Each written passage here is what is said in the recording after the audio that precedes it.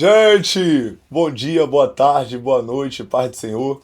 Não sei qual momento do dia você está vendo esse vídeo, mas em qualquer parte do seu dia, receba a minha educação, receba a minha paz do Senhor. Como é que vocês estão? Vocês estão bem? Eu espero que sim. Que Deus possa te abençoar nessa segunda-feira, nesse início de semana. Que Deus possa ser a direção e a provisão que você precisa.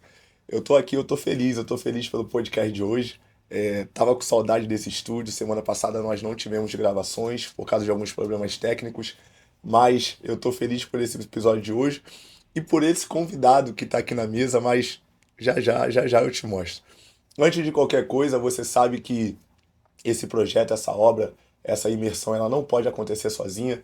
Existe o pé de quem vai, o joelho de quem ora e o bolso de quem patrocina. E acima de tudo, eu quero agradecer a Deus por nos dar essa oportunidade e agradeço toda a minha equipe, ao Leandro, ao Thiago. O Leandro tá aí, mais uma vez, vocês sabem que eu gosto quando o Leandro tá aqui. O Thiago também tá aí, um segurando pela minha esquerda, um segurando na direita, e junto nós estamos no caminho, no percurso, na trajetória, crendo que Deus tem mais para fazer, tá bom? Eu quero agradecer aqui, primeiramente, também aos todos os patrocinadores, colaboradores, todas as pessoas que fazem parte desse time, dessa equipe, que têm acreditado nesse projeto e naquilo que Deus confiou no meu coração. Eu quero agradecer desde já a loja Trajes Infantis, a loja da minha esposa, minha digníssima esposa do departamento infantil, que tem alcançado a nação aí. Que Deus possa continuar te abençoando. Eu quero agradecer a Naná Modas, a dona do departamento feminino, a cada segmento. Naná, você está expandido e eu amo ver seu crescimento. Que Deus possa te abençoar, minha amiga. Eu quero agradecer também ao Fred, rei do açaí de Copacabana. A gente pensa no açaí gostoso. O Fred, ele tem um dom, ele tem um dom. Meu irmão, que Deus possa te abençoar. E eu agradeço também a equipe do Depósito Bar do Alexandre e do Pai e Filho. Que Deus possa te abençoar grandemente. Gente, eu não vou demorar. Eu estou ansioso para compartilhar com vocês e a honra desse convidado que está nos prestigiando no dia de hoje. E eu quero que vocês recebam com palmas. Thiago, é para bater palma, tá bom? Natan tá aí. É para bater palma, valeu? Eu quero que vocês recebam com palmas. Pastor Josué Almeida. Receba com palmas, palmas. Que honra, que honra. Irmão, antes de eu te passar a palavra, eu quero agradecer desde já pela sua disponibilidade. É uma honra ter você aqui comigo, é uma honra poder compartilhar a mesa. Você estava lá no meu início e hoje em dia a gente está aqui dividindo essa mesa e eu quero te agradecer. Aperta minha mão aqui. Quero te agradecer. Muito obrigado, tá bom? Faça jus às suas palavras, se apresenta aí um pouco, a palavra está contigo. Fala pessoal, paz do Senhor a todos vocês, bom dia, boa tarde e boa noite. É uma honra estar aqui com vocês, é uma honra estar aqui nesse lugar, do outro lado da mesa. Seu E servo. eu tenho certeza que Deus tem algo especial para fazer aqui no nosso meio. E vamos para cima, Vamos para cima, irmão? vamos para cima. Eu já quero começar. Não, antes de eu entrar no livro que você trouxe aí, eu quero começar falando um pouco de você, te apresentando um pouco para o público. Eu sei que muitas pessoas te conhecem, mas existem pessoas que não te conhecem. Eu quero que você fale para mim um pouco da sua trajetória, o seu chamado. Hoje eu vejo que a expansão da igreja também, dos seus pais, que hoje você também é um dos pastores auxiliares, vocês estão expandindo, vocês já estão em outro lugar. Um pouco dessa responsabilidade com a sua vida pessoal, com a sua idade, com a correria. Conta um pouco pra gente como é que você lida para conciliar um pouco isso tudo. Um pouquinho da agenda, Um do pouquinho da agenda, ministério, é. né? Porque você também é itinerante. Então é uma responsabilidade muito grande. E antes de tudo eu quero me apresentar, eu faço parte da DCR, Assembleia de Deus Central em Realengo, presidente Pastor Moisés. E assim, é um pouco árduo, mas Deus tem sido fiel em nossas vidas. E assim, hoje estava na igreja um pouquinho da consagração, e da consagração já teve um pouquinho da obra, a gente está em construção, porque daqui a uma semana e meia vai acontecer a nossa festividade do templo. E assim, essa vida de ministério é uma vida onde eu costumo dizer que eu não escolhi, mas Deus me cercou lá. Então, assim, por muitas das vezes eu já tentei fugir, muitas vezes eu já tentei ir para um lado e ir para o outro. Quando eu falo fugir, assim, fugir da chamada, desse Sim, peso da chamada. Só que eu estava agarrado no altar e encercado nesse altar. Eu costumo dizer que a chamada ela não respeita o nosso momento. Então, nessa dualidade, eu consegui compreender aquilo que Deus tinha para minha vida. E por muito tempo eu achava que Deus tinha só uma coisa, só a itinerância, só a pregação.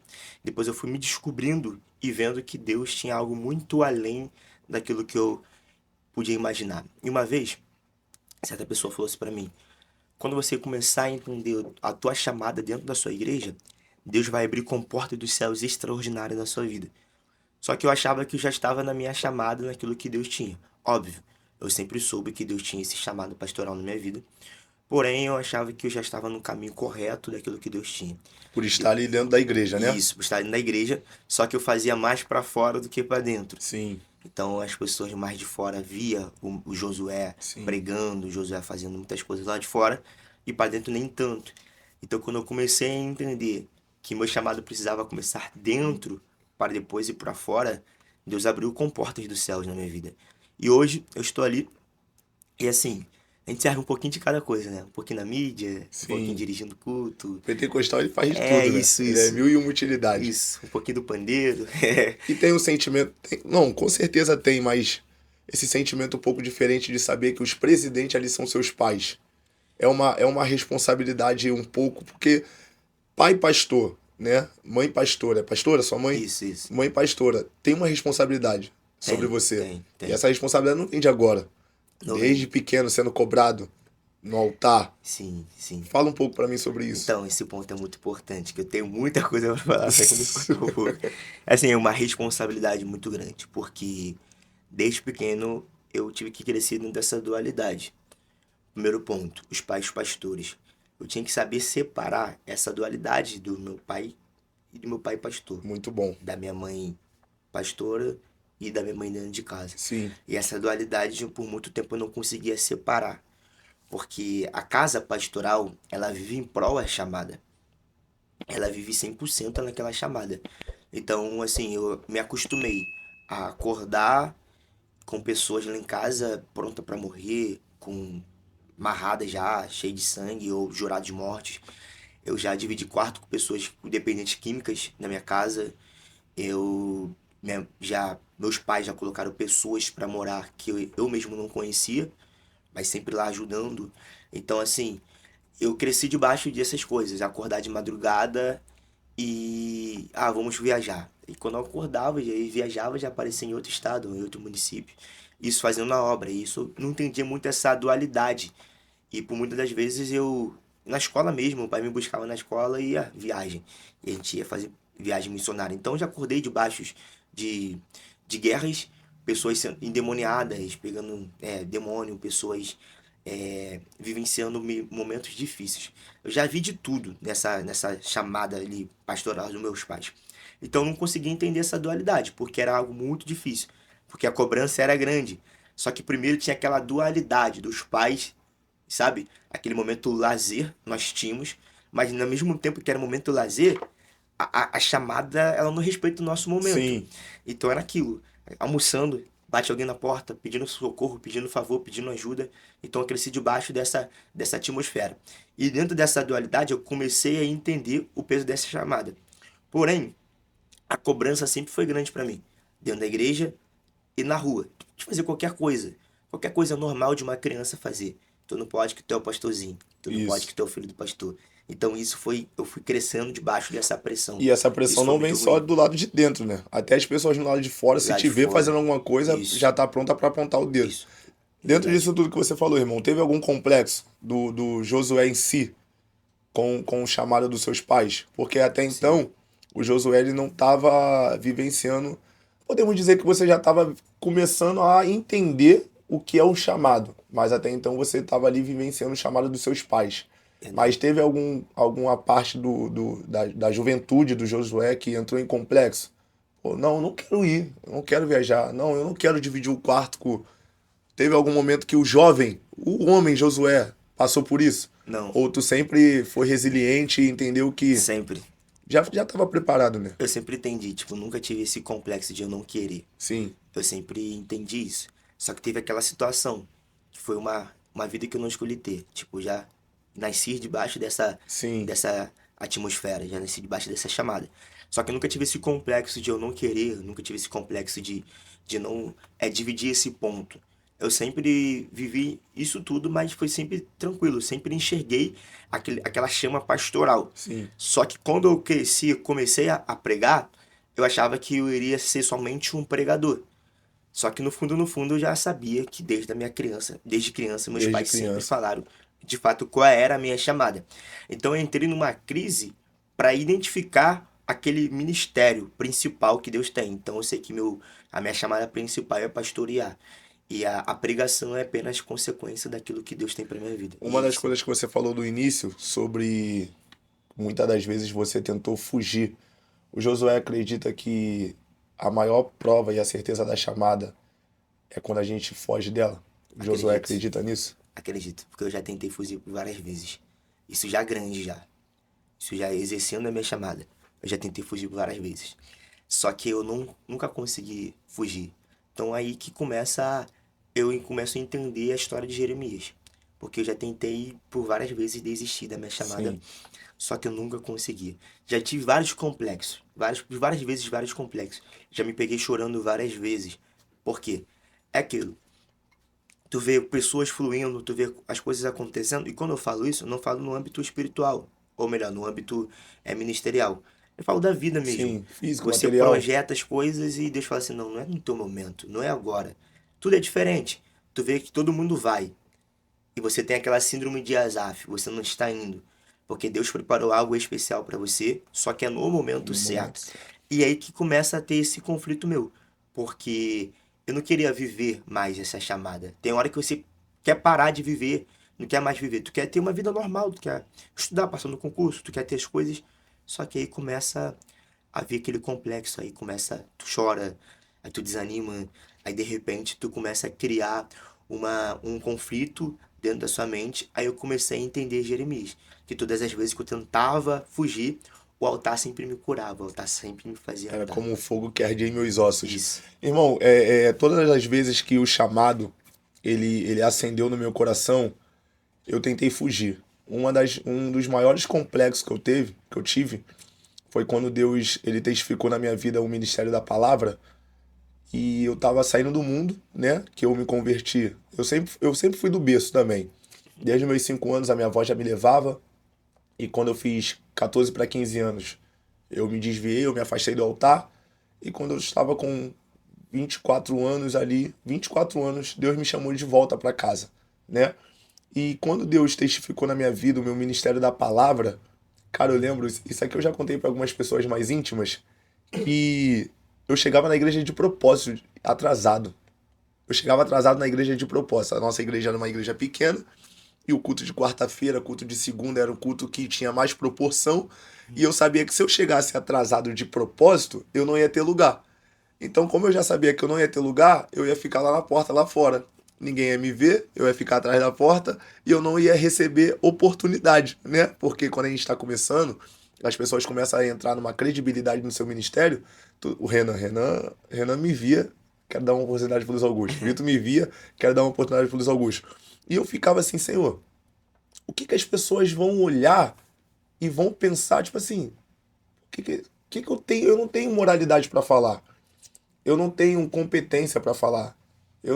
Quem sou eu para estar no altar falando da tua palavra? Porque eu acho, irmão, que um dos maiores sinais da chamada é quando você não se acha digno dela.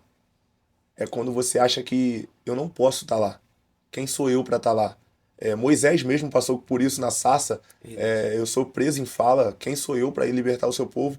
Só que uma das maiores garantias do chamado é que o Senhor fala para Moisés: Moisés, eu sou contigo.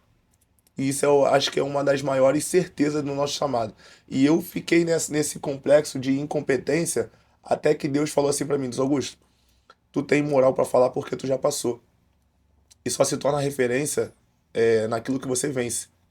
Você já venceu o deserto, você já passou por isso e você tem moralidade pra falar o que eu te uso pra falar. Então eu acho que foi aí que eu tive um destravar no meu ministério. Eu falei assim, não, então eu não vou mais ficar me prendendo no que as pessoas vão pensar, no que as pessoas vão falar, no que as pessoas vão achar de eu estar no altar. Mas eu lembro que eu fugi diversas vezes. Um dos maiores significâncias da minha fuga foi eu achar que eu não tenho competência. Tu acha que todo mundo passa por esse complexo no chamado? Sim, todo mundo passa De por não esse se momento. achar competente, não se achar digno? Tu acha que todo mundo passa Acho. por isso? Inclusive, eu tenho um testemunho que no momento onde eu estava vivendo, vamos dizer, o ápice, assim, da chamada, eu comecei a pregar, eu pregava todos os dias, manhã, tarde, noite, manhã, tarde, noite, manhã, tarde, noite. E isso começou a inflamar o ego. Que muitas pessoas te acompanhando, você pregando em vários lugares, sem parar, sem parar, sem parar. E não tinha muito aquela maturidade que eu tenho hoje. Os anos se passam, isso já Sim. tem bastante tempo, bastante tempo. Só que eu comecei a pregar de manhã, tarde e noite. Aí você já começa a ter aquele. Teu superego já começa já pedir aquele momento de um pouquinho de soberba. Aí teu superego já começa a gritar. E Deus arrumou um momento de me parar. Eu fui pregar numa igreja, o pastor me chamou para pregar nessa igreja, e eu fui. E foi uns 3 carros me acompanhando, foi, tipo, a igreja já era super lotada. Eu cheguei nesse dia na igreja, eu falei, estudei uma mensagem, lembro que eu preguei de manhã, à tarde separei um momento para ir no monte com os amigos, voltei, tomei banho, me arrumei e fui pra agenda. Chegando na agenda, o pastor começou a me abraçar, anunciou meu nome, falou que ia ser o pregador da noite, já estava tudo marcado, o banner já estava rodando já. Foi quando começou essa ideia do Fly. Começou essa ideia do Fly. Foi indo, foi indo, foi indo. Aí chegou na hora antes da oferta, o pastor me anunciou como pregador, e antes disso, ele me colocou assim, sentado na cadeira dele. Toda hora me abraçava, toda hora me anunciava e aquilo tudo. E na hora de pregar ele me chamou. Ele chamou também um outro obreiro dele. Aí ele me chamou outro obreiro. Chegando lá, ele me deu o microfone. Aí vamos entrar na palavra. Josué tá aqui, Josué é uma bênção, Josué é pregador. Vamos entrar na palavra. Na hora que eu ia começar a pregar ou me apresentar, ele falou: Não, você vai orar por ele, que ele será o pregador da noite. Aí eu fiquei paralisado, orei pelo pregador, voltei pro meu lugar e sentei. Calma aí. Tu foi anunciado que tu ia pregar nessa igreja? Sim, já tipo mais de 3 semanas sendo E tua anunciado. foto no banner? Minha foto no banner. E quando subiu no altar, tu orou por uma outra Uma pessoa outra e ele pessoa. virou o pregador da noite? Ele que virou o pregador da noite. Eu continuei parado aqui, como eu tô aqui, eu continuei. Em choque. Choque. Assim, glorificava, adorava, mas em choque. Continuei mantendo minha ética de obreiro ali. Parei ali. Acabou. Ele quis me levar para a recepção. E eu lembro que Renan estava também nesse dia. Renan também estava nesse dia. E assim, eu lembro que todo mundo ficou parado. As pessoas não entenderam nada. E eu fiquei em choque. Aí acabou a pregação, acabou tudo. Ele me apertou minha mão, quis me levar para a recepção. Eu falei que não, queria ir embora e fui embora para casa. E foi quando aí eu entendi que Deus queria me sacudir. Ele queria mostrar para mim que o ministério não é performance. Sim. O ministério é maturidade. E foi quando eu entendi o conflito da chamada. Eu comecei a entender. Só que logo depois eu voltei a ter esse conflito de novo. Voltei a achar que eu não era merecedor daquilo. Depois disso eu comecei a mergulhar na Bíblia. Mergulhei de verdade e eu comecei a viver a chamada de verdade. Só que, no meio disso do que você falou, os meus conflitos, assim, eu já sabia que Deus tinha me chamado, eu já Sim. acreditava no Deus da chamada. Só que os conflitos eram de repente, porque muitas coisas do Josué não se cumpria. E eu não conseguia entender, eu queria tudo para a minha hora. Então eu começava a entrar em conflito, porque eu queria conquistar minhas coisas, eu queria viver minhas coisas. Eu queria viver essa situação sem pressão da chamada, sem o peso da chamada. Porque já tinha o peso do filho do pastor, aí já tinha o peso do diácono, evangelista, seja qual for, dentro da minha igreja. E eu tinha o peso do itinerante que pregava. Então, assim, já tinha esse peso todo. Já tinha o peso de uma pessoa que dirigia os cultos, de pessoas indo até você, de você cuidar de pessoas, de orar por pessoas. Já tinha esse peso todo. Então, eu pegava esse peso, mais o peso da chamada, eu entrava em conflito, porque eu queria viver uma vida normal. Eu queria viver uma vida onde eu podia ir numa praia. Por exemplo, fui do Maracanã e eu perdi uma agenda porque eu estava no Maracanã. Então eu queria, tipo, viver uma vida normal. Eu queria ir para uma praia normal, um Maracanã normal. Eu queria também conquistar, estudar, passar por concurso, nas minhas provas e viver aquilo que eu achava que eu tinha que viver. Só que a chamada sempre gritava no meu ouvido, sempre gritava no meu coração. Eu entrava em conflito, mas eu já sabia que o altar sempre estava ali me puxando para perto. E uma das coisas que você falou que me chamou a atenção, irmão, sobre performance, sobre técnica. Quando você já estava pregando e aquilo ali já foi um pouco subindo o ego, a soberba. E a gente sabe que existe, né? Não podemos ser hipócritas para falar que isso não existe. Mas hoje em dia, o que que o Josué ele entende de pregador que vive de performance? Pregador que vive de técnica? Entrar um pouco nessa polêmica. Vamos entrar. Você que abriu essa brecha aí. Você que abriu essa Já era pra brecha. ter entrado. Você que abriu essa brecha Vamos lá. aí. Inclusive nessa. Não, pode falar. Pregador de performance, irmão. De técnica. Que não tá. Como é que eu posso dizer? Que não tá vivendo o que prega. Eu acho que a verdade é essa. Eu aprendi uma coisa com a missionária Marta, que a missionária Marta falou assim pra mim, Luiz Augusto, prega o que tu vive. E eu, no início ali no meu ministério, eu pregar o que tu vive, ela, isso, meu filho, prega o que tu vive. Porque todas as vezes que você abrir a Bíblia e você fazer uma devocional, você ler uma palavra, não pensa que, essa palavra aqui eu posso trazer uma saudação para a igreja assim. Pô, essa palavra aqui eu posso fazer uma mensagem assim. Porque antes da espada cortar para a igreja, a primeira espada corta para você. A espada ela é uma espada de dois gumes. Mas antes de cortar para a igreja, ela vai cortar para você. Ela vai cortar para sua esposa. Ela vai cortar para sua casa. Ela vai cortar para sua família. Aí sim, quando a espada cortar para você, ela corta para a igreja. Então aí eu entendi o que ela quis dizer da frase. Prega o que tu vive. Porque se tu não pregar o que tu vive, tu vai acabar vivendo o que tu prega, né? E é por isso que muitas das vezes a gente vê que a pessoa sobe de um jeito, mas desce de outro e começa a passar por ventos, retaliações. E o que que você fala sobre isso, irmão? Da performance, da técnica. Uma pergunta antes de tu falar, dá pra viver na técnica? Não, não dá. Porque assim, técnica não expulsa demônio. Técnica não vence tentação. Com a técnica você não consegue ficar de pé. Com a técnica tua casa não vai se firmar numa rocha, e sim numa areia. Então a técnica, ela somente faz barulho e o povo vive naquela performance. Ou às vezes Deus vai até usar o pregador, o instrumento de Deus, ou o cantor, naquele momento. Só que pós aquela ministração, a vida dele vai continuar na mesmice espiritual. Porque técnica não é um alimento sólido para ninguém. Técnica é Aleluia. técnica. Eu posso falar? Pode? Então, nessa período de performance, foi quando o Victor, ele já me acompanhava. Aí, uma vez eu estava pregando numa igreja. Aí um amigo meu foi me apresentar o Victor. Ah, o Victor sempre sério. Conheço já ele já, pô, já sei quem é ele já. Mas então, Falou pra tu? falou pra mim.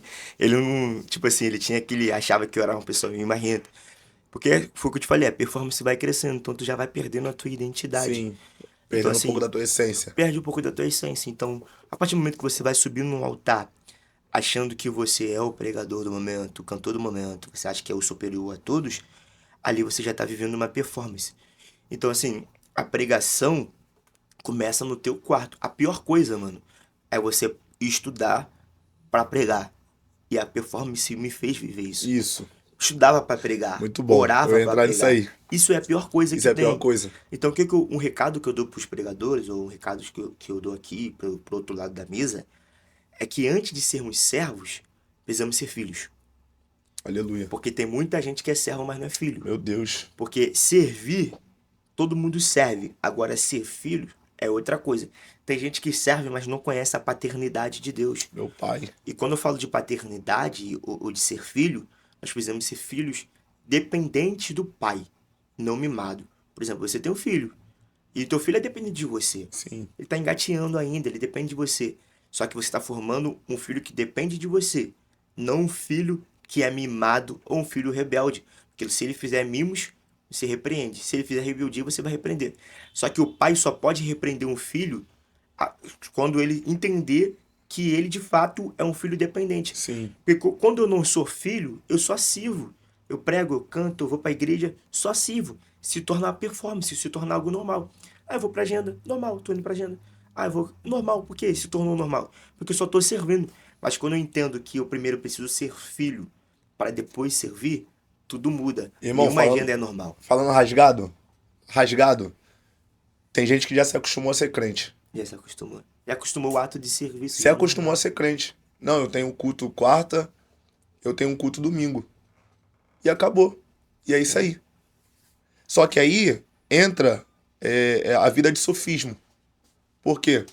Porque o caráter parece verdadeiro, mas a essência é mentirosa. Adora em 2 horas de culto, mas fora do culto não vive 2 horas da adoração que entregou no lado de dentro do templo. Então vive uma vida de sofismo por quê? Se acostumou a ser crente. Eu lembro quando a gente fez um propósito no monte, eu e as minhas mães na fé, até se ela estiver assistindo, um beijo, Carla, Vanessa, Monique, Jaqueline. A gente fez uma campanha no monte de 21 dias e a Carla, minha mãe, ela lançou uma palavra dentro de uma palavra que Deus deu para ela e ela falou assim: não podemos nos acostumar a ser cristão. Nós não podemos se acostumar a ser crente. E foi tudo que você falou. Tem gente que só ora porque prega. Só lê a Bíblia porque prega. Não, mas tem que ser ao contrário. Não, eu prego porque eu oro. Eu prego porque eu leio a Bíblia. A gente não pode inverter o jogo. Jesus, quando estava com os discípulos, ele vai falar em forma de uma parábola, mas ele lança uma palavra. Ele vai falar assim: eu sou a videira. Se vocês estiverem na videira e as minhas palavras estiverem convosco, aí sim. Só que aí o que acontece? Toda videira que der fruto, toda videira que não dá fruto, eu corto. A videira que der fruto, eu também podo, para que ela possa dar mais fruto. Então tem gente, irmão, que tá na videira, que tá se acostumando a ser crente, mas não tá dando fruto nenhum. Não tá dando fruto. É por isso que tá do jeito que tá, mas não progride em nada, não tem o resultado de nada, não avança em nada, querendo ou não, tá estagnado no campo espiritual. Sim. Foi o que você falou, tem gente que acostumou a ir pra igreja. Aí eu lembro de Ana. Tipo, Ana, Deus cerrou a madre dela. Meu pai. Tipo, ela poderia fazer o que for. A madre dela tá cerrada. Só que tem uma parte na Bíblia, eu amo a hermenêutica que ela abre nossa visão. Tem a parte que fala que a Ana sobe ao templo e ela não comia, ela rejeitava o alimento. Só que ali o sacrifício é separado para cada família. Então, no sacrifício, na porção do sacrifício, Ana não está se alimentando. Ana não se alimenta. Ela não se alimenta porque ela está focada na madre que está cerrada. Sim. E é de Ana em Ana. Só que quando ela decide, de fato, entender que ela precisava suplicar, adorar no templo, o próprio Deus já concebeu o filho para ela, abriu a madre dela. Só que eu não quero falar sobre o Deus que vai gerar o Samuel, em si, na questão que Ana está Na atitude de Ana. recusando Sim, tô o entendendo. sacrifício. Tem gente que vai para a igreja, Meu pai. mas recusa o sacrifício. O cordeiro é o sacrifício. O cordeiro já foi sacrificado e tem gente que está na igreja, mas está rejeitando o cordeiro que foi sacrificado. O cordeiro é Cristo. Tem gente que está na igreja preocupado com a madre que precisa abrir, mas está rejeitando se relacionar com o cordeiro que já foi sacrificado há muito tempo. Então tem gente que já perdeu a identidade. A igreja se tornou um cardápio, onde você se assenta e pede o que você quer comer. Só que não é isso. Ir à igreja, ir adorar a Deus, é você adorar ao Senhor, Sim. se misturar com o cordeiro que já foi sacrificado na cruz. E tem gente que já perdeu isso. Então se acostuma. Acha que a igreja se tornou um lugar de gênios de lâmpadas mágicas. Sim. Que você pede e te dá. O problema é nosso. O problema é da igreja. O problema é dessas seitas. A gente tá do outro lado da mesa. Sim. Né? Vambora. O problema é dessas seitas que fala que vem pro evangelho que Deus vai dar. Vem pro evangelho que Deus vai fazer. Só que tem muita gente com síndromes de madres fechadas, querendo que Deus abra a madre e esquece de adorar no templo. Isso é muito louco, porque tem gente que já acostumou ir para a igreja porque acha que a igreja vai dar tudo o que ele precisa. Só que, na verdade, o apóstolo Paulo fala: eu aprendi a viver no pouco e também aprendi a viver no muito. Aleluia. E louvado seja Deus por isso. Se Deus der, amém. Se não der, ele já aprende a sofrer. E outra, a gente está do outro lado da mesa. Tem gente que fala que Deus não dá a prova maior que não podemos suportar. Mentira. Deus dá. O próprio apóstolo Paulo fala em 1 ou 2 Coríntios, ele fala: recebi uma prova que eu não aguentei. Não aguentei de maneira alguma. Só que Deus me livrou dessa prova. Só que ele não aguentava, ele já viu a morte. Ele não aguentava, viu a morte. Só que estão pregando nos púlpitos por aí. estão pregando a ideia do triunfalismo, Isso. que vai vir prova e A Deus vai tirar a massagem tua de ego. prova Isso. e você vai viver coisas extraordinárias. Então, inverteram o valor de coach, de pastores para coach. Então, os coaches estão subindo no púlpito. Na ve... Então, vai, continua. Então, Os coaches estão subindo no púlpito. é isso. Porque você não abre mais a Bíblia. Mano, eu tô estudando há 6 anos, eu me formei, mas eu continuo fazendo pós. É um sacrifício enorme, mas o que vale mais? Eu já fiz psicanálise, mas o que vale é você fazer psicanálise, fazer uma superfície na Bíblia e pregar aquilo que todo mundo quer ouvir. Porque o autoajuda tá ficando mais favorável do que a Bíblia. A Bíblia não é um manual de autoajuda. Meu pai. A Bíblia é um manual de confronto. Tudo que você precisa está na Bíblia. Mas também você precisa tomar vergonha na cara, também está na Bíblia. Tudo isso está na Bíblia. Esse é o manual. Que as pessoas estão fechando a Bíblia e abrindo. Esses coaches aí que eu não vou falar, não. Querendo, querendo ou não, é triunfalismo, massagem de ego, e eu vou escutar aquilo que eu quero ouvir, né? Isso. E a gente entende que o verdadeiro significado do culto não é o quanto eu estou disposto a receber, mas é o quanto eu estou disposto a entregar. Uau. Você mesmo falou em Ana, mesmo você não querendo ir pro lado de Samuel, mas Ana ela só recebeu Samuel quando ela entregou. Entregou. Porque Ana, antes de receber, ela entrega. Então tem gente que quer receber, mas entregar. Não entrega nada. Aí eu lembro quando Jesus ele encontra aquela mulher no poço, em João capítulo de número 4, que ela vai perguntar, mestre, onde eu posso adorar? Porque no templo eu não entro. Aqui eles falam que é corruptível. Aí Jesus vai falar, é aqui e agora. É aqui e agora. O problema, ô irmão, que você acabou de falar e eu resumi uma palavra, é que tem gente esquecendo que nós somos a igreja. Verdade. A igreja não se baseia somente em 4 paredes, em tijolos e cimento. Nós somos a igreja. Após a nova aliança, nós somos o templo do Espírito Santo. E as pessoas acabaram se esquecendo disso. Acabou se esquecendo. Então vai na igreja para autoajuda, só que nunca foi sobre autoajuda, irmão. A apóstolo Paulo, você citou Paulo, ele vai falar para Timóteo que vai chegar um tempo que a verdade da palavra, quando a palavra ser pregada, vai causar coceira nos ouvidos. Ele fala isso para Timóteo. Só que ele fala, tu, porém, continua o mesmo. Continua mesmo. Continua no meu posicionamento. Eu entendo que nós não podemos terceirizar aquilo que nós estamos vendo alguém se corromper, mas o nosso posicionamento continua sendo o mesmo. Eu acredito que para você que está no meio da itinerante, eu não sou itinerante. Meu ministério é na palavra, mas eu não sou itinerante. Mas você que está no meio da Ainda. itinerante. Não, esse não é meu chamado, não, irmão. Ele vai fluir. Não é não. Mas, mas para você, eu acredito que deve ser um pouco mais difícil. Porque, irmão, tu vê muita gente no altar que transparece ser uma coisa, mas tu sabe que não é, irmão. Quando desce pra mesa da recepção, quando sai do altar, tu fica, cadê aquele homem de Deus que estava pregando? Cadê aquela. Tu vê que é sofismo puro. É sofismo puro, mas vamos sair daqui um pouco, porque senão a gente vai embora. Irmão, você trouxe esse livro, Atolado na Lama. Quando eu pensei no tema desse livro, o nome, a epígrafa desse livro, eu falei até pro Natan, falei até aqui antes da gente iniciar esse podcast. Essa frase eu posso trazer para cada departamento da minha vida. Fala um pouco para mim sobre esse livro. Mano, esse livro aqui, ele é muito espiritual. É mais do que espiritual do que tu pensa. Por quê? Eu tenho, pelo menos, acho que 2 ou 3 coisas escritas que ainda não criaram formas. Eu acredito que ano que vem eu vou lançar um livro com meu pai. Eu vou lançar esse livro com meu pai. Só que esse livro ainda não criou forma. Sim, tá todo devagarzinho ali. Já tem tudo montado, já tá tudo certinho. Só que ainda eu tô orando a Deus pra ver qual eu lanço. Mas tem um livro pra lançar com meu pai ano que vem. Eu acredito que esse livro vai ser um tema muito teológico. Vai ser um tema muito, muito bacana. Porém, esse livro aqui é muito espiritual. Por quê? Eu comecei a escrever algumas coisas dele na pandemia. E assim, textos que estão aqui salvaram vidas de morte. Então, aquilo, eu pensei, eu tenho um livro que é totalmente teológico que eu poderia lançar. Só que Deus gritou esse tema no meu ouvido, porque esse livro aqui salvou casamento.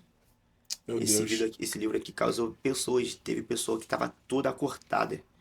E assim, antes dele virar livro, ele era um e-book. E esse e-book salvava vidas. E eu postava Tu já ia escrevendo aos poucos. escrevendo aos poucos. Não, mas eu não escrevi para ser livro. Eu tenho dois rascunhos para livro. Isso aqui eu nunca escrevi para ser livro. São frases normal, textos que eu apenas escrevia. E eu via que a pessoa estava passando um momento difícil, eu escrevia para essa pessoa. Sim, Ou experiências minhas também. E essas eu conseguia resumir a vida da pessoa em frase. E nem tudo eu coloquei aqui, porque eram coisas muito pessoais. Só que o atolado na lama salvou vidas da beira do poço, do fundo do poço mesmo, da beira da morte. Então, quando eu pensei, o que vou fazer? O que eu vou escrever?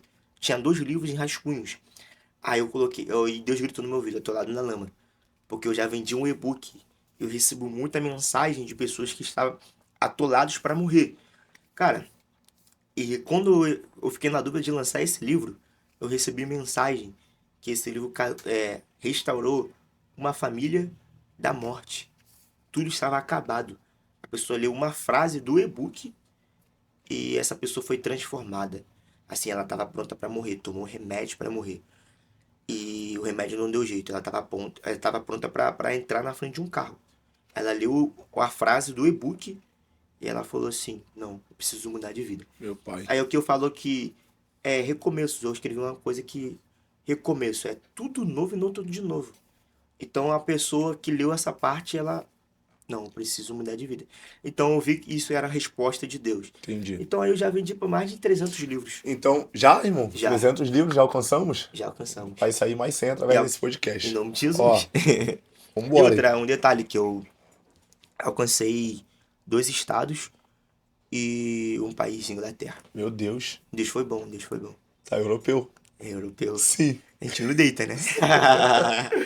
Então, irmão, isso aí foi frases que a vivência do Josué, ele foi registrando cada momento, coisas que até não aconteceu contigo, mas perto de você, ao seu redor, Isso. e surgiu um livro. Surgiu o livro. Entendi. Eu falo sobre Jeremias aqui também. Sobre Jeremias. Quando eu pensei atolado na lama, eu pensei numa situação que o Josué passou e Deus soprou isso aí, tipo assim, na hora. Não, tem Foi. tem duas partes aqui, eu vou falar também. Tem 2 partes aqui que eu passei, preso dentro de um túnel.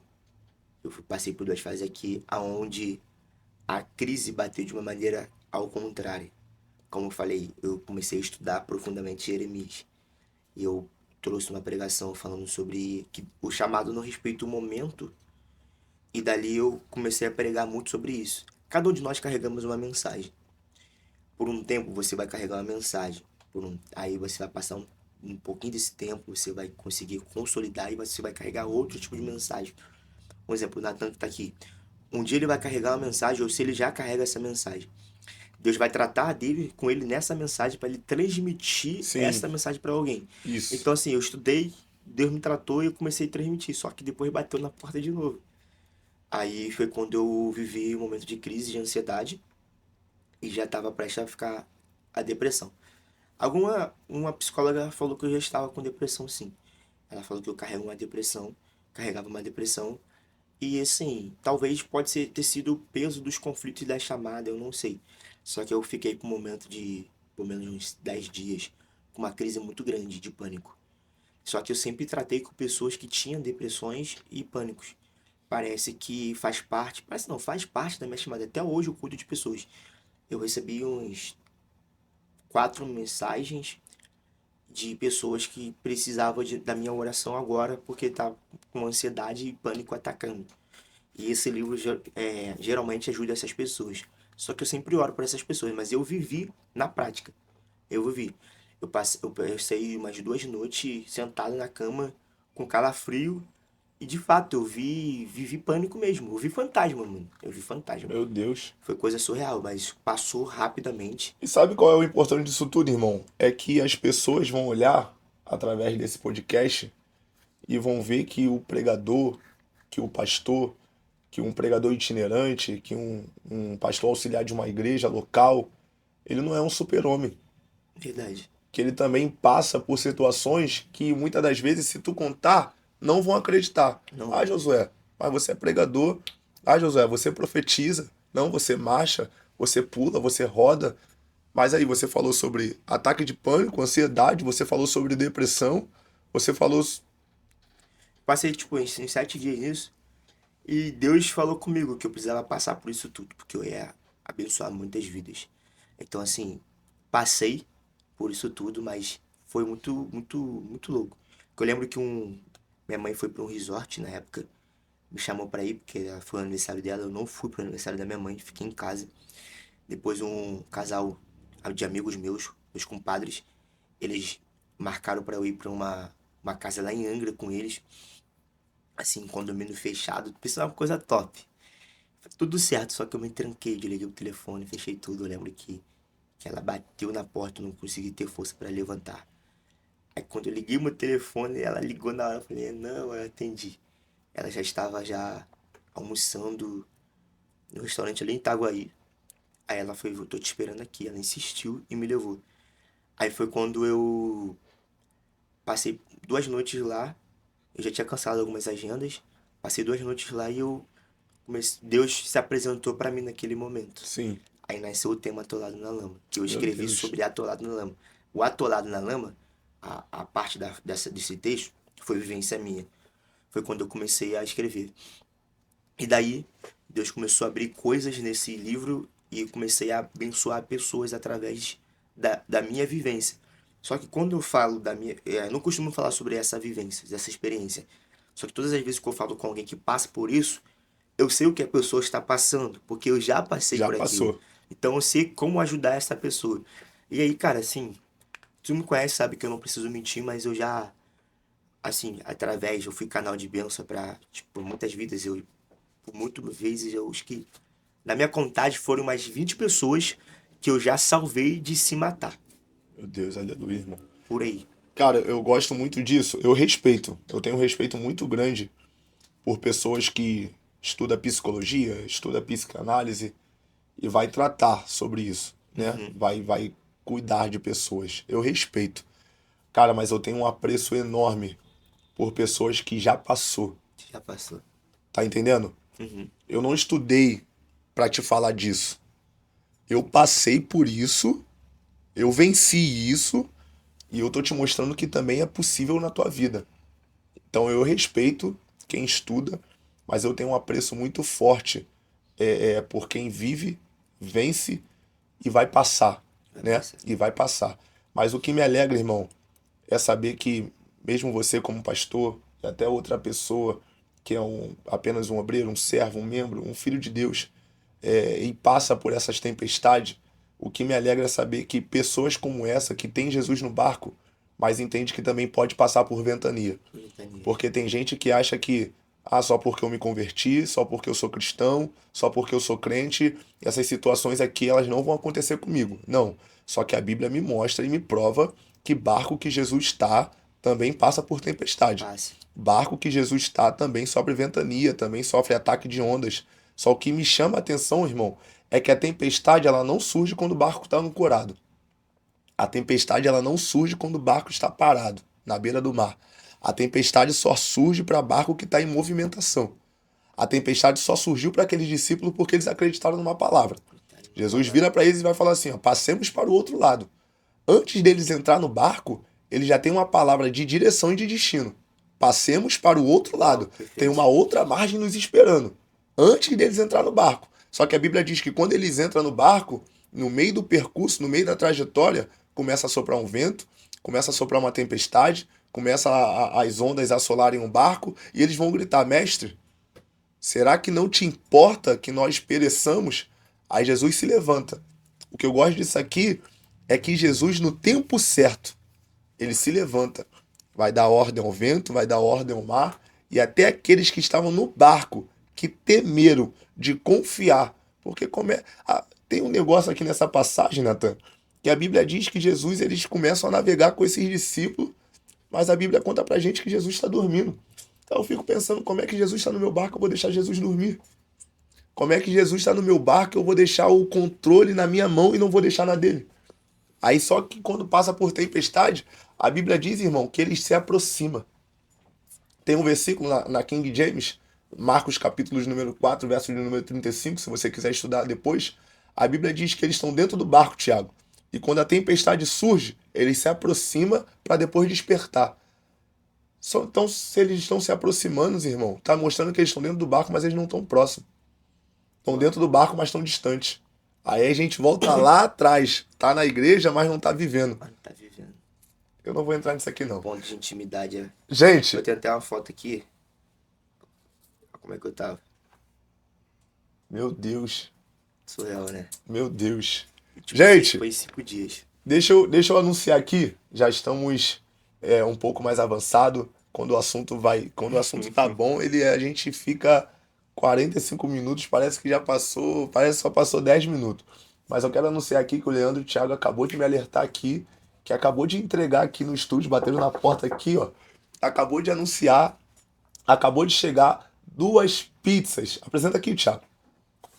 Acabou de chegar 2 pizzas, ó. A mão do Thiago. Vamos ver o que é isso aqui, ó. Isso aqui é Champion. O nome, sabor Champion. Deixa eu levantar aqui pra você ver melhor. Ó, tá dando pra ver? Na central? Tá dando pra ver? Ó, tô ficando bom nisso aqui, Nathan. E essa aqui é Marguerita. Ó, isso aqui tá uma delícia. Minha nutricionista que me perdoe. Mas hoje é refeição livre. Gente, essa pizza que acabou de chegar é da pizzaria Pai Filho, lá de Padre Miguel. Eu quero que você... Ó, isso aqui é inédito. Se você colocar o meu nome, você tem um cupom de desconto, tá bom? É uma pizza que tá com parceria conosco, tá bom? E você pensa numa pizza gostosa. Se eu só falar, você pode acreditar ou não pode, mas se você comprar, se você provar, aí você vai dar crédito no que eu tô te dizendo, tá bom? Toma aqui, Thiago. Daqui a pouco a gente come esse maná do céu. Tá cheirosa, hein? Desceu. Já quero aproveitar para falar também dos nossos outros patrocinadores que estão nos ajudando nessa obra, tá bom? Eu quero agradecer ao Jorge e a Kelly, tá bom? Que vende batata lá na Praça da Guilherme. Você que quer curtir com a sua família, levar seus filhos por brinquedos, você já tem um ponte para parar, tá bom? É a barraca do Jorge e Kelly. Eu quero agradecer também ao Paulo Torres, meu amigo. Muito obrigado. Eu nem sei o que falar do Paulo. O Paulo é lá na igreja, só que o Paulo é eletricista. O Paulo mexe com drywall. O Paulo mexe com ar-condicionado. O Paulo tem 1001 utilidades. Meu amigo, que Deus possa te abençoar e te expandir cada vez mais. Josué, Mano, eu essa fiz uma pizza tá caixinha de cheirosa, pergunta, rapaz. tá? Calma aí, irmão. Daqui a pouco a gente vai lá. Eu fiz uma caixinha de pergunta aqui no meu Instagram e chegou algumas perguntas aqui, irmão. Na verdade, chegaram várias. Meu Deus. Vem com calma, tá? Eu vou responder junto contigo, pode ser? Tu fala um pouquinho, eu falo um pouquinho de cada Você pergunta começa. pra gente ir batendo. A primeira pergunta pergunta de Natan Alves. O que a lama dentro de nós revela sobre quem realmente somos? Eu não vou responder primeiro, não, até Nossa, porque você é o perfeito. autor. Perfeito. Eu vou na tua direção. Eu O posso. que a lama dentro de nós revela sobre quem realmente somos? Tá rolando uma caixinha lá no Instagram, tá? Eu vou fazer isso cada podcast, a cada convidado. Você que gosta de interagir, você que gosta de participar. Até que não aconteça o nosso ao vivo, vai acontecer assim, ó. Eu vou jogar uma caixinha de pergunta lá no Instagram e você que queira participar, se sentir mais à vontade, se sentir adentro do nosso podcast, você pode fazer essa pergunta. Tá contigo, Josué. Repete pra mim? O que a lama dentro de nós revela sobre quem realmente somos? Essa pergunta tá top do Nathan, hein? Essa Essa pergunta tá pergunta muito top. boa. Então, a lama dentro de nós, ela reflete que nós somos resilientes, fortes e revela o caráter de fato quem nós somos. Quando você está na lama, é você, Deus e a lama. Eu falo sobre no livro que tem uma parte que eu comecei a escrever. Dentro de um fundo de um poço, de um fundo de um túnel, e você não vê nada nesse túnel. Você só ouvia uma voz dizendo que você vai sair desse fundo. Só que quando a lama chega, revela quem nós somos como homens ou como mulheres. Porque a lama não tem pai para ajudar, não tem amigos para ajudar. Você vai ter pessoas ao teu redor. Só que essas pessoas não vão conseguir te tirar dela. Sim. E não vão conseguir tirar a marca que essa lama causou. Então, a lama reflete a sua força. A lama reflete aquilo que você pode ser em Deus. Nada mais, nada menos do que o seu potencial. Porque se não fosse essa trajetória, a gente não iria se amadurecer, a gente não Sim. iria se tornar maduro, a gente não Aleluia. iria se tornar forte. Então, assim, não é qualquer pancada que vai te tirar do caminho, daquilo que você quer. Porque quando você aprende a viver nesse fundo, você consegue entender quão forte você é. Meu Deus. Compartilhando da sua resposta, irmão, e respondendo também ao Natan, meu filho que eu te amo, eu entendo que a lama, ela é a porta de entrada. Sim. Se eu posso resumir, eu falo que a lama ela é a porta de entrada. João capítulo 9, a Bíblia diz que Jesus está passando, e quando Jesus está passando, ele vê um cego. E a Bíblia diz que esse cego é de nascença. Só que a Bíblia diz que quando Jesus vai se revelar para esse cego, Jesus cospe na terra e através desse cuspe, Jesus faz uma lama e ele coloca a lama no local da enfermidade, que é nos olhos, da cegueira daquele homem. Então, por que a lama eu considero a porta de entrada? Porque não tem como Jesus entrar sem antes ele evidenciar o que está errado. Verdade. Tá entendendo? Não tem como Jesus chegar, não tem como Jesus entrar sem antes ele evidenciar aquilo que está errado, né? Então, se você já é cego e Jesus coloca a lama, ele quer dizer o quê? Eu vou entrar por aí. Por aí. Aonde você menos imagina, aonde você menos espera, aonde você acha que é uma deficiência sua que eu não posso entrar, mas eu te mostro o contrário. O outro lado, eu vou entrar por aí. Então, compartilhando a tua resposta, o que a lama dentro de nós revela sobre quem realmente somos, para mim, revela por onde Jesus vai fazer, por onde Jesus vai entrar. Tem outra. Natan fez várias perguntas, tá, José? Mas eu vou pular porque tem mais gente também perguntando.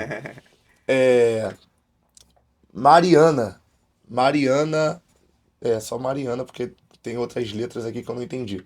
É a Maria. página do Instagram dela. Mariana com Ah, 3ARC. sei quem é. Sei Sabe quem quem é? Então, ela colocou aqui. é. Mariana Como é. lidar com momentos de dúvidas na fé?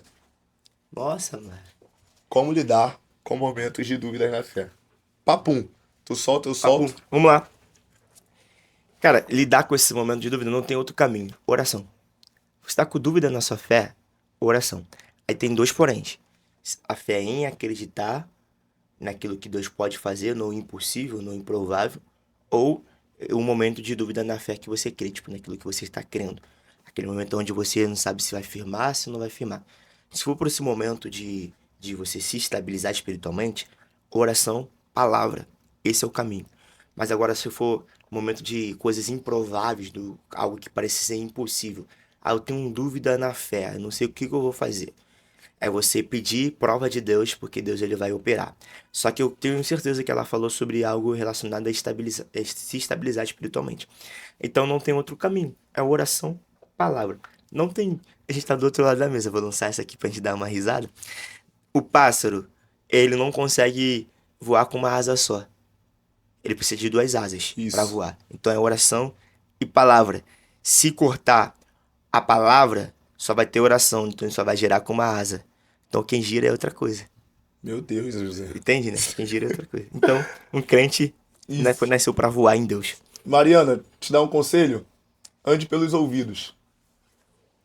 A fé ela é o firme firmamento das coisas que não se veem, mas das coisas daquilo que se espera em Deus. Se Deus falou, ele vai fazer. Gênesis capítulo de número 12, Deus se apresenta para Abraão e vai falar: Abraão, sai da tua terra, sai da tua parentela, sai da casa dos teus pais e vai para uma terra que eu te mostrarei. Mostrarei está conjugado no verbo futuro. Uau. Abraão saiu, mas ele não sabe nem para onde está indo.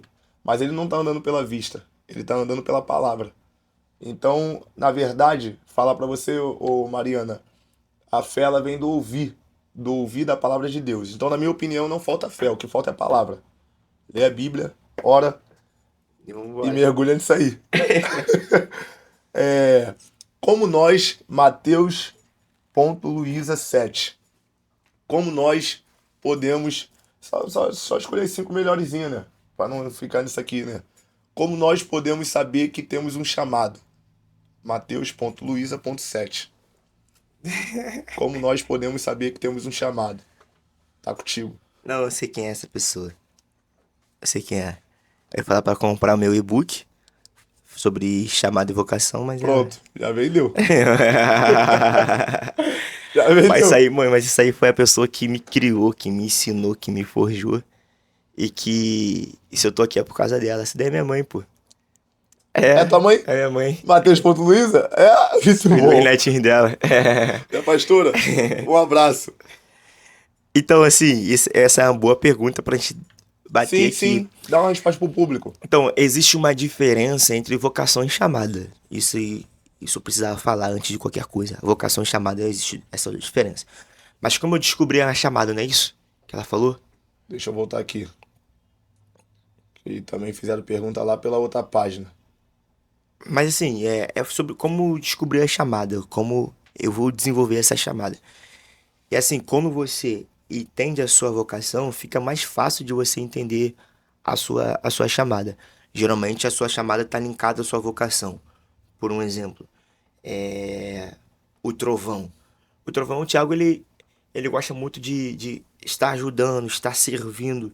Ele sempre está pronto para expandir coisas novas e potencializar pessoas. Isso faz parte da vocação dele. A vocação dele é servir, aquela coisa de tirar foto, de fazer o Sim. vídeo, de trazer o detalhe e expandir pessoas. E geralmente isso é a vocação dele. E a vocação dele está no ato de trabalho. E quando eu linko a quando eu entendo a minha vocação, eu consigo entender muito fácil a minha chamada. Por quê? Muitas das vezes ele serve muito aqui. E geralmente quem serve muito na vocação vai servir muito na chamada. A gente está falando com um grande obreiro Sim, que está por detrás da câmera, a gente não está vendo. É sim, aquela pessoa que faz acontecer. Sabe, aquela pessoa que vem, organiza tudo, arruma tudo na igreja e a gente não vê. sim. Dei um exemplo do Thiago, mas como tenho dúvida na minha chamada, geralmente quando eu não entendo a minha vocação, eu quero entender primeiro a minha chamada está muito linkada àquilo que meu coração está queimando para viver. Sabe? A chamada, ela não é sentimento. E tem gente que acha que chamada é sentimento. Tem gente que acha que chamada é sonho. Tipo, eu tenho um sonho de ser pregador, eu tenho um sonho de ser o profeta, eu tenho um sonho de cantar. A chamada não está linkada a sonhos e sentimentos. A chamada está linkada àquilo que Deus enxergou no teu coração, aquilo que você pegou fogo para viver. Então, assim, você só vai descobrir a tua chamada orando a Deus. E antes de tudo, você precisa se achar. Tem gente que ainda não se achou na vida. Então, quando a gente não se acha, é impossível a gente entender a chamada. Já viu aquela pessoa que quer ser tudo ao mesmo tempo ela não é nada? Sim. Ela quer cantar, ela quer pregar, ela quer Isso aí servir, ela corre, isso quer aí dá fazer outro tudo. podcast. Mas ela não é nada, porque ela quer se achar. Sim. Mas na verdade ela precisa se achar como pessoa, para depois ela se achar na Meu chamada. Deus. Entende? Então o recado que eu dou rapidamente aqui é a oração. Sim, E Deus vai revelar o propósito dele em sim, sua vida. Mas primeiro precisa se achar. sim. Se não se achar, já era. Aí quer imitar todo mundo, aí quer ser todo mundo. Isso dá outro podcast. E deixa pra Isso lá. dá outro podcast. Respondendo aqui também, como nós podemos saber que temos um chamado, é o chamado que te encontra. Isso. Um resumo rápido. Abraão nunca ouviu a voz de Deus. Isso. Deus falou, só vai. Isso. É o chamado que te encontra. Você não vai encontrar o teu chamado. É o chamado que te encontra. E uma hora ou outra ele aparece contigo numa rua sem saída. A Bíblia diz em Moisés, capítulo. Moisés. A Bíblia diz em Êxodo, capítulo número 3, que quando Deus vai se revelar para Moisés, o que me chama a atenção, irmão, é que a Bíblia diz que Deus está numa sarça ardente, né? E o segredo ali é que a sarça está pegando fogo, mas ela não se queima. Só que Deus já estava ali, mas Deus não fala nada. Deus estava ali, Moisés estava ali, mas Deus não fala nada. A Bíblia diz que quando Moisés percebe que a sarça está pegando fogo e não se queima, porque é normal, você sabe melhor do que eu que isso é normal no deserto acontecer isso, o que não é normal é não se queimar, a Bíblia diz que Moisés vira o rosto e fala, agora eu virarei para ali, porque ele entende que tem alguma coisa diferente acontecendo. E quando ele vira o rosto e começa a visualizar aquela imagem, é ali que Deus fala. Então, Deus está ali, Moisés está ali, mas Deus não fala porque Moisés não está visualizando ainda o certo. A visão de Moisés ainda está destupada, sabe? Ainda está para longe. Quando Moisés foca, aí Deus se revela. Então, o chamado ele vai te encontrar no meio do caminho. Irmão, tem muita pergunta aqui. Maneiro. Deixa eu jogar mais uma. Joga tipo assim, responder rápido, né? Uma, duas, assim, responder rápido. Será que a lama... Ah, não. A esperança... Natan, de novo. A esperança tem força para limpar qualquer lama? A esperança tem força para limpar qualquer lama? Eu falo que dizem por aí que a esperança é a última que morre. Mas na verdade a nossa esperança está viva. Ela ressuscitou ao terceiro dia Jesus Cristo. Aleluia. Então, tendo base na esperança que é Jesus, com toda certeza, Jesus é a nossa esperança de salvação, de vida eterna. A última. Felipe Teixeira. Quem escolheu Salomão para rei? Deus ou Davi? Pô! Essa é boa. Essa é boa. Essa é boa. A gente quer debater? Vamos debater esse assunto? E vai acabar o podcast? Vamos. Vamos, entra aí. Quer debater mesmo? Responde o cara Vambora, aí. vambora. Então, dentro dessa ideia de pergunta dele se torna um pouco vaga. Porque primeiro ele tem que lançar uma apologética. Tipo assim, o que é uma apologética? É a construção daquilo que ele acredita. Então uma pergunta fica muito vaga. Eu posso responder ele em 1 minuto ou 10 segundos. Dizer que Salomão era sucessor do trono de Davi e acabou. Já existia uma promessa para Davi. É, tipo, Que a sua semente herdaria. Já herdaria. existia. Então, tipo assim, além da semente herdar, além de a semente herdar, ele está como sucessor, o filho do rei. Sim. Então, geralmente, no reinado de Israel, das tribos divididas ou não, o filho do rei sempre era o sucessor. Sempre era o sucessor. Só que, assim, a prova maior do que era Deus com Salomão é que o próprio Davi já sabia que era Salomão que iria reinar. Tanto que teve um conflito. Sim. Em 1 Reis capítulo 1 ali de Adonias. Isso, de Adonias, um conflito de Adonias.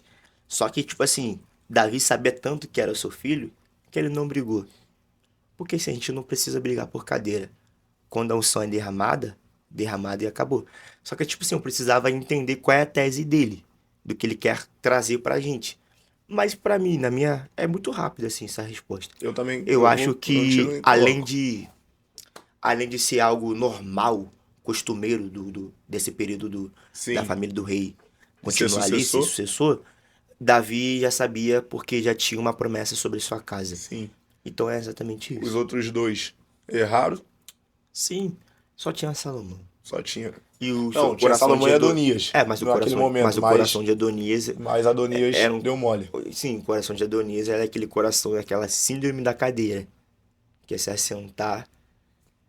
Lembra que a gente deu uma estudada sobre isso quando eu ia pregar na igreja? Lembro. Do T e C. T e C, verdade. Adonias queria ter, Queria ter, mas ele não era. não era. Irmão, isso aqui é um Verdade. tema. Então assim, respondendo a pergunta do Felipe, aqui é um tema. eu não sei quem é o Felipe, mas sim, Eu já falei contigo sobre isso, não já? já falou?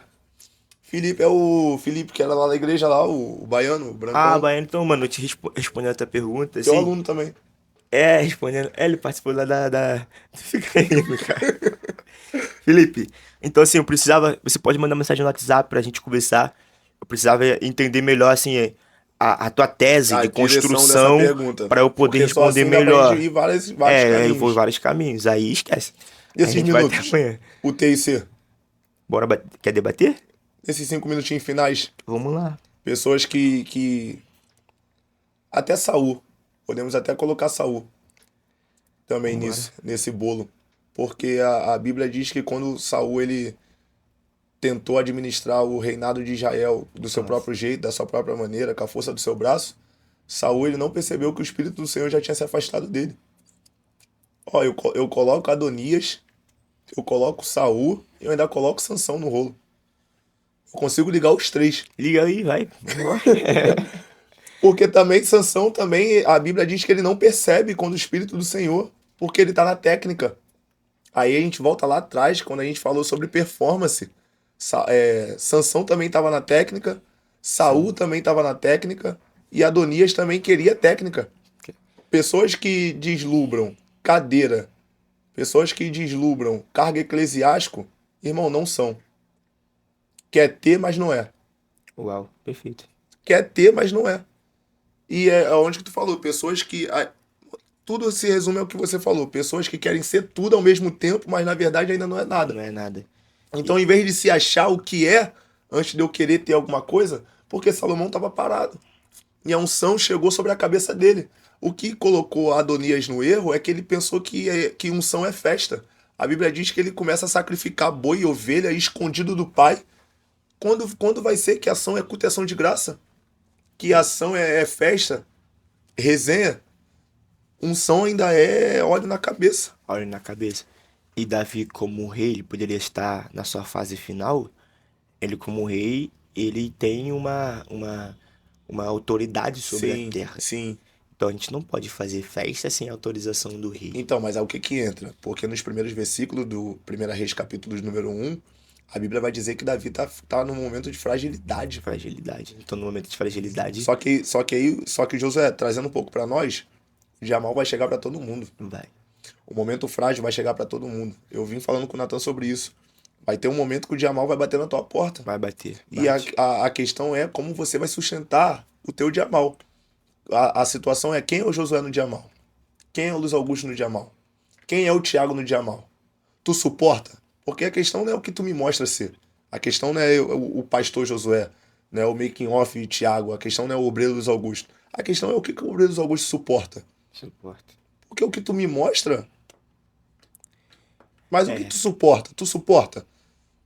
O negócio é esse. Então, quando Davi estava vivenciando o teu momento de fragilidade, Adonias olhou para a fragilidade e falou: vulnerabilidade.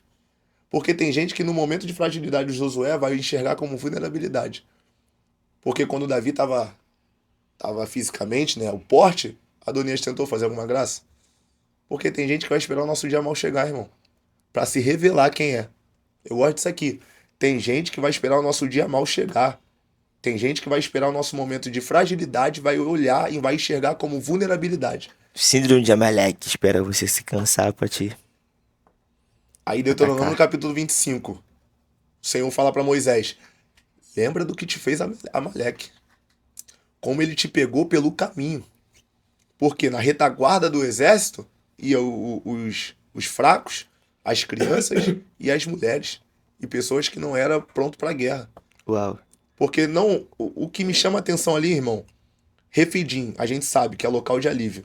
Mas o que me chama atenção ali nessa Êxodo 17, não é aonde foi a guerra. Não é quando foi a guerra. O que me chama atenção foi como que aconteceu a guerra. Foi covarde. Foi sujo. Rola aí. Foi covarde, irmão. Amaleque. Aí eu te pergunto, você que é teólogo, o que a nação de Israel fez contra Amaleque? Nada. Mas por que Amaleque está atacando? Porque a guerra nunca vai vir contra o Luiz Augusto. A guerra é contra o propósito, é contra a promessa. Sabia que a nação tinha uma palavra, sabia que a nação tinha uma promessa. Agora está esperando alguém passar pelo deserto, porque nós sabemos que antes da promessa tem um deserto. Está esperando alguém passar por um tempo de fragilidade para atacar. Porque Refidim era local de descanso. E local de descanso eu tô com a guarda baixa. O erro é quando a gente não entende o tempo que a gente está vivenciando. Aí a gente volta lá para Davi. A Bíblia Olha. diz lá em 1 Samuel, não, 2 Samuel 11, que era tempo de guerra. Só que Davi resolve ficar no palácio. Esse é mistério aí, cara. Irmão, o tempo era de guerra e ele resolve ficar no palácio. Então, quando ele não entende o tempo que ele tá vivenciando, que era tempo dele estar com a espada na mão, Mano, a gente tá do outro tá lado da maluco. mesa. Nós estamos do outro lado da mesa, é muito papo. Mas eu posso ser um pouco herege, mano. Vai me bater não, vai me chamar de novo. Tá falando de Davi. Não vou falar nada da questão Entra, então. Não vou falar nada de terraço, não. Esquece. Tá tranquilo. Entra. Você é meu professor, cara. Ô, mano, eu não vou falar sobre terraço de Davi, não, e tal. Enfim, vou falar sobre essa questão da guerra aí. Davi, sabe, no tempo de guerra, tá na guerra e mesmo assim ele fica. Foi tudo premeditado, nós sabemos Sim, muito bem. sim. Só que tem muita gente que dá uma base pra pecar, mano.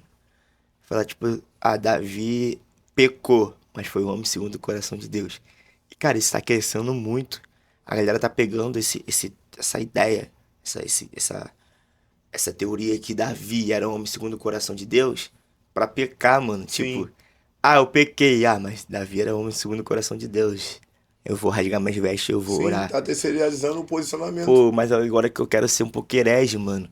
E aí vocês dormem com esse triplex aí na cabeça de vocês. Ou pode também me chamar de herege. Mas, tipo assim, se você for usar a hermenêutica do texto, vamos. Eu vou fazer uma salada aqui pra gente entender. Tem ali o trovão e o Natan. O povo escolhe o Natan para ser o... Como é que se fala? MacOff? Como é que tu falou? Making off? Making off. O povo pede, porque o período do teocracia de Deus está terminando, o período de juízo está terminando. O povo quer o período de monarquia. Tá clamando por Natan como rei. Aí há quem diga que o povo que escolheu e Deus não, mas tipo, Deus permitiu. Deus permitiu. Você quer? Então Deus escolhe. Deus não escolhe, Deus permitiu Sim, sim, seguir do coração do povo. sim. Só que a Bíblia diz: agora eu tenho um rei, segundo o meu coração. Só que a hermenêutica é clara. Davi é segundo o coração de Deus, porque Natã foi escolha do povo.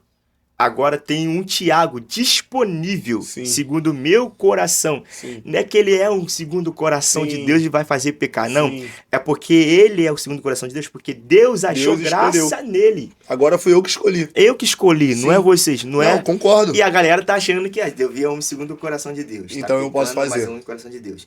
Não, e dá margem pro pecado de Davi. Sim. Não, porque Davi pecou isso tudo. Mas era um segundo coração de Deus, o menininho dos olhos de Deus. Não, é segundo o meu coração, segundo a minha vontade, ele é rei. É apenas isso. Sim. Só que a galera tá, tipo, tá arrumando texto onde não tem pra pecar, né? Aquela frase tua, todo pretexto. É, todo texto sem contexto é pretexto pra heresia.